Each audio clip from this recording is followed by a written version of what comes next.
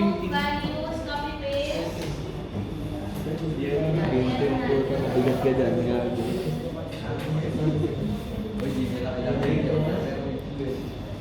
Panggap ganyan.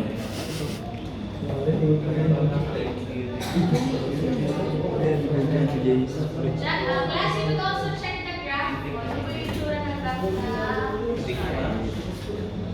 This will be the observed discharge class routine outlet. Okay, pag kailangan natin ng observed values for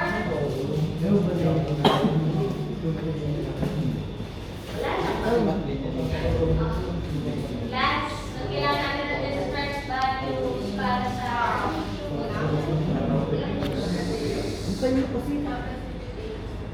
no class na performance na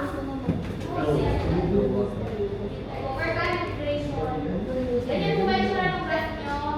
Wala na, copy-paste lang po. Okay na tayo. Class, yung sa discharge gauge, kahit select yung outlet.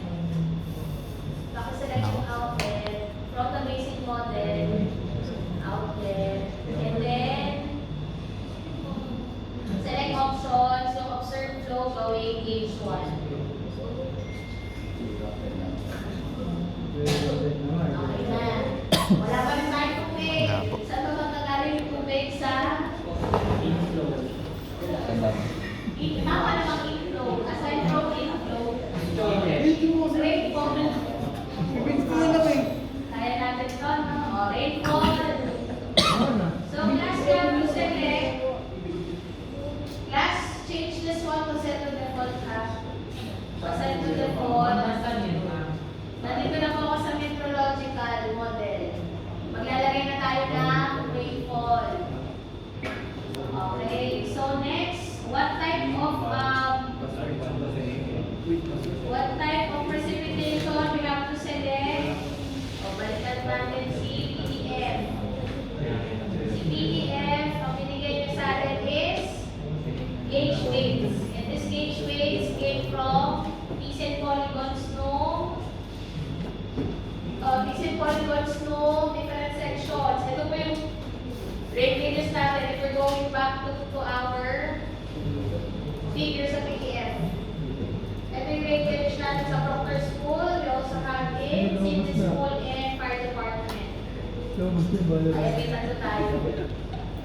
And with the generated gauge weights, so what you have to do, you just have to change this. Hindi mo siya naka-gauge weights. So since naka-gauge weights na sa akin, wala tayong gagawin. Riot games.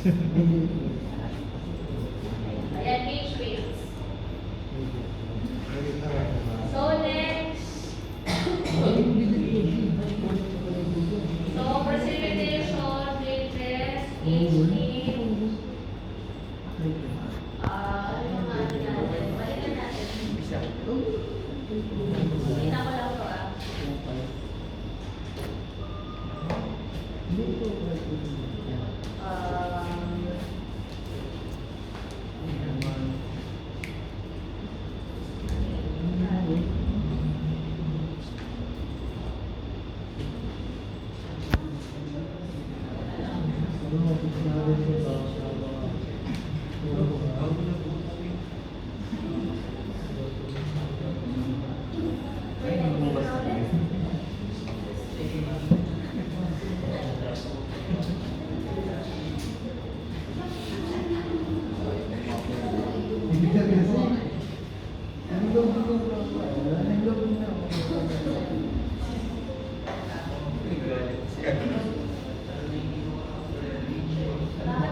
Teka lang, may kulang akong value. Nawawala lang ng value. Wala akong total. Teka lang, pas ko lang sa dala. Hanapin ko lang yung total precipitation.